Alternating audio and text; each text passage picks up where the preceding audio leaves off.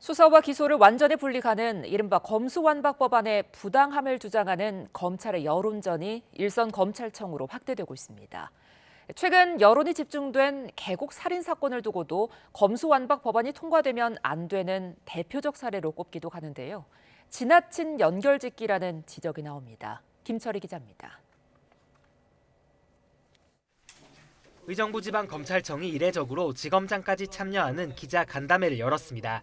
이 자리를 통해 수사와 기소를 완전히 분리하는 소위 검수완박 법안은 형사사법제도의 근간을 흔드는 것이라며 반대 입장을 분명히 했습니다. 검수완박 법안의 최대 수혜자는 범죄자가 될 것이고 최대 피해자는 선량한 국민이 될 것입니다. 부디 범죄로부터 국민의 생명과 재산을 보호할 수 있는 국민을 위한 형사사법제도 개선이 이루어지기를 희망합니다. 기자회견을 연 의정부지검은 지난 2019년 경기 가평경찰서를 지휘해 계곡 살인 사건을 내사 종결 처리했던 곳입니다. 사건을 지휘했던 안미연 검사는 SNS를 통해 당시 서류에 매몰되어 경찰의 내사 종결 의견대로 처리하는 어리석은 결정을 했다고 유족에게 사과했습니다.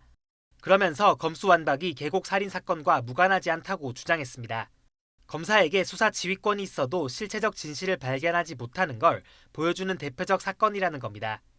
현재 사건을 담당하는 인천지방검찰청은 한 발짝 더 나가 경찰이 아닌 검찰의 수사활동 덕에 계곡 살인 사건 범행이 입증됐다면서 사건과 검수완박을 연결했습니다. 계곡 살인 사건의 경우 사건 발생 처리 과정에서 피의자 검거까지 검찰과 경찰 모두 공과가 있는 것으로 드러나고 있습니다. 때문에 검수완박 법안 논쟁이 아무리 뜨겁더라도 여론이 집중된 특정 사건을 엮는 건 무리라는 지적이 나옵니다. 검찰 수사권 완전 박탈을 하고 안 하고의 중요한 잣대로 보기는 좀 한계가 있지 않나 생각됩니다. 즉 각자의 주어진 역할에서 최선을 다한 그런 것으로 봐야 될 것 같고. 검찰과 경찰 가운데 어느 쪽이 수사권을 더 갖느냐보다 어느 수사기관이 국민적 신뢰를 더 얻느냐가 중요한 것으로 보입니다. YTN 김철입니다.